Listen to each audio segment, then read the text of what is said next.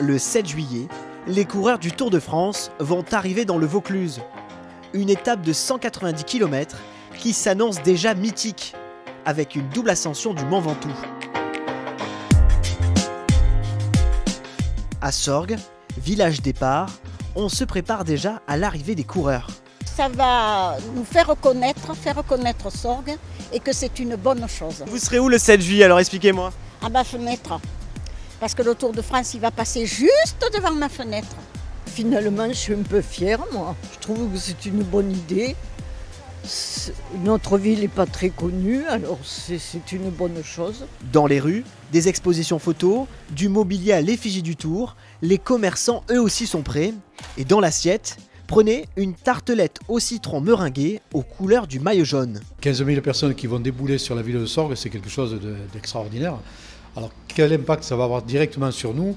On ne sait pas, c'est presque une montagne énorme qui se dresse devant nous. On est tous excités de cette journée. À Pernes-les-Fontaines, où passera aussi le Tour, les vitrines des commerçants sont déjà opérationnelles. Ah oui, il fallait faire une vitrine pour le Tour de France, surtout que bon, ça fait une animation super, il y a beaucoup de monde qui promène, surtout en vélo quoi. Ce pâtissier a lui aussi voulu rendre hommage aux cyclistes en proposant un sablé aux couleurs françaises avec des spécialités locales. Pernes-les-Fontaines, c'est quand même la cité de Vélocio, l'inventeur du dérailleur. C'est pour ça que bon, on met un petit peu en avant tout ce qui est le matériel vélo et tout pour marquer le coup, symboliquement. Marquer le coup pour cette étape où des milliers de personnes sont attendues, notamment sur le Mont Ventoux.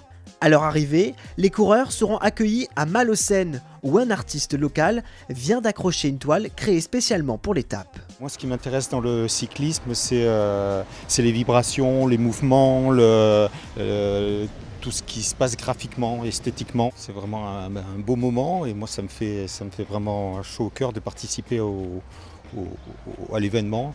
Là aussi, les commerçants se sont investis pour le Tour. Ce boulanger-pâtissier a revisité par exemple un Paris-Brest aux cerises du Mont Ventoux.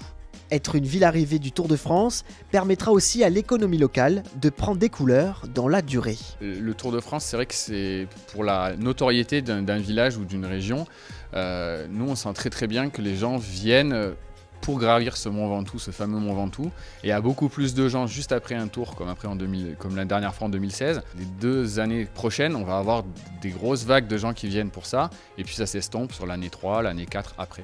Et en attendant la semaine prochaine, le public commencera déjà à s'installer ce week-end sur les routes du Vaucluse, histoire d'être aux premières loges pour cette étape déjà légendaire.